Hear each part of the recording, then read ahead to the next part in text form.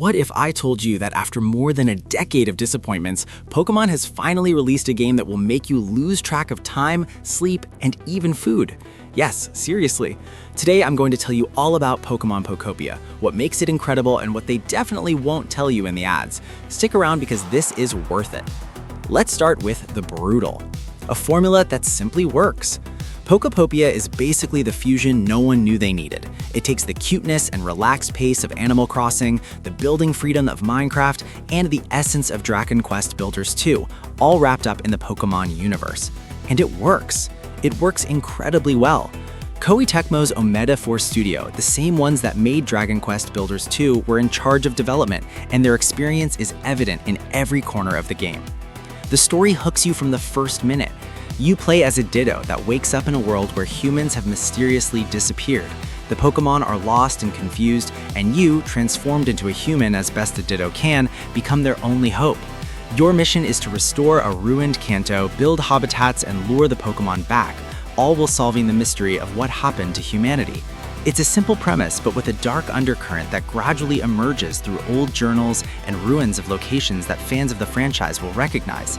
Several critics reach the end with tears in their eyes, and that's not something you can say about just any Pokémon game. The Pokémon are the true protagonists. Herein lies the real magic of the game. Each Pokémon has its own personality, its own likes, quirks, and unique abilities. Charmander can light campfires, Squirtle teaches you how to use a water gun to irrigate crops, Rookidee turns out to be an expert woodcutter, and Palmo, against all odds, is excellent at painting. They're not just decorations for the world, they're living tools with which you constantly interact. You can have real conversations with them instead of just hearing their usual 8-bit cries. That alone is a huge step forward for the franchise. The gameplay loop is dangerously addictive. You build houses for Pokémon to live in, restore habitats, gather materials, complete quests, and construct train networks to move faster across the map. And just when you think you're done, something new appears. Several reviewers admitted they had to literally tear the controller out of their hands to write their reviews. With over 50 hours of main campaign and a massive amount of side content, Pokopia justifies every penny of its price in sheer content. It sounds and looks fantastic. The soundtrack is one of its strongest assets. It's posy, a little melancholic, with subtle nods to classic Kanto themes that evoke nostalgia without becoming tiresome. The ambient sounds and Pokémon cries perfectly complement the atmosphere. Visually, the game runs at a stable 60 frames per second, with animations of the Pokémon playing around town that are guaranteed to bring a smile to your face. The best Pokémon game in over a decade. That's not just my opinion, it's what critics who have been covering the franchise for years say. It has an average score of 78 out of 100 on Metacritic, with an 89% reviewer recommendation, and several consider it one of the best spin-offs Nintendo has ever produced.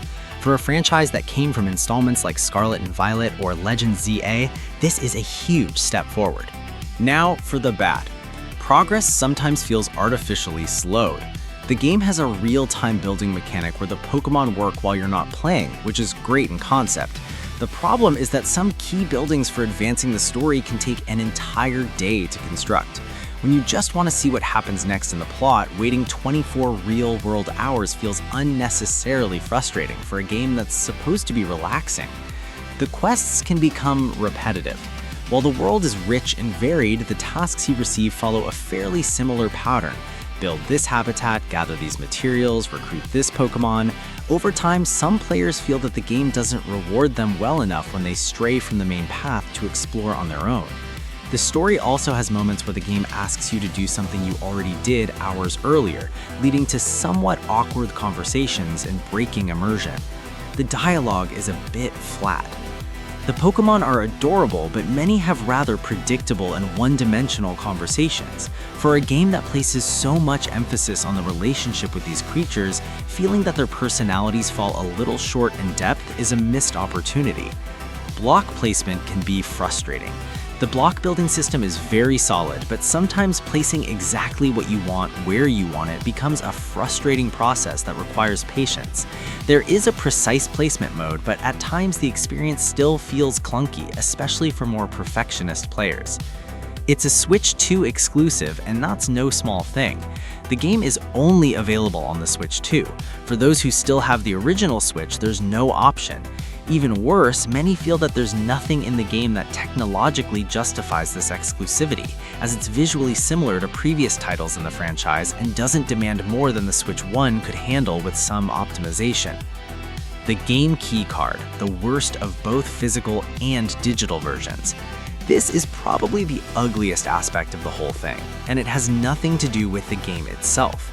Pokopia is the first title published by Nintendo for the Switch 2 that was released as a game key card, which is basically a box with a card that doesn't contain the game itself, but only a code to download it.